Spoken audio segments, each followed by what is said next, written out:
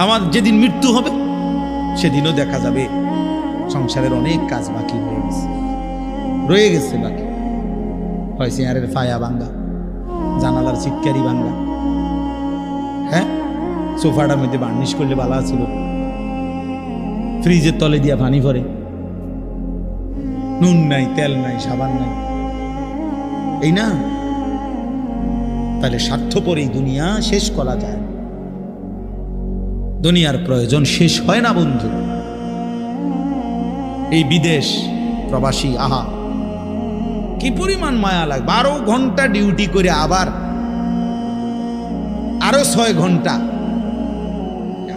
আরেক কোম্পানির স্যার কি করে 18 ঘন্টা, কেউ কেউ আর থাকে 6 ঘন্টা। এই 6 ঘন্টার মধ্যে বিশ্রাম কখন? নিজের জামাগুলা নিজে ধোয়, নিজের রান্নাটা নিজে করে।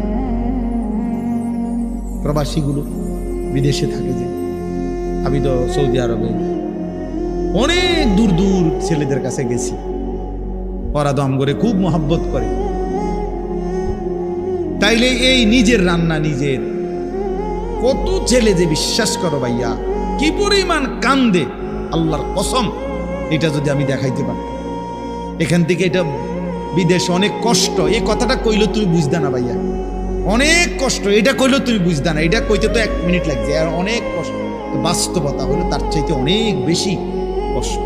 এই প্রখর রৌদ্রে, এই তীব্র রৌদ্রে, বিশেষ করে 12 ঘন্টা ডিউটি করে আসার পরে যখন একটা ছেলে বা একটা যুবক, তার একজন আপনজন কেউ নাই, আইসা নিজের 1 গ্লাস পানিটাও নিজে নিতে হয়, তো মনটারে হাহাকার লাগে যে আর কেউ তো নাই।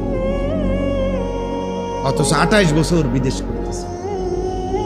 এক ছেলে দেখা হইলো লাস্টের দিকে, ওই আমার দেখে জড়াই ধরে কাঁদতেছে। আমি বললাম, বাবা তুমি আজ কতদিন হয়েছে আইসো? কয় যে হুজুর 3 বছর। এই শেষ আমার যে ছেলেটা খেজুর আইনা দিছে মদিনায়, ও ছেলেটা আপনার বলতেছে হুজুর আজ 3 বছর হয়েছে বাড়ির থেকে আসছি, একবারও যাই নাই। আমি যাইবা কখন? কয় হুজুর একটা আইডিয়া করছি যে যে ঋণগুলো করছি আরো 3 বছর যদি বিদেশ করি তাহলে ঋণগুলো শেষ হইবে, তো আশা আছে হুজুর এরপরে যাব। এই কদ্দুর অল্প বয়সী ছেলে। হ্যাঁ ভাইয়া, এই জন্য সে যাইয়া হয়তো অনেক দুঃখের কথা বলে না বাড়িতে, যে মা কানবো, বাপে কানবে, বা বউ বাচ্চারা কানবো। এই জন্য অনেকে অনেক নিজের দুঃখের কথা বলে না, কষ্টের কথা নিজেই হজম করে পড়ে থাকে।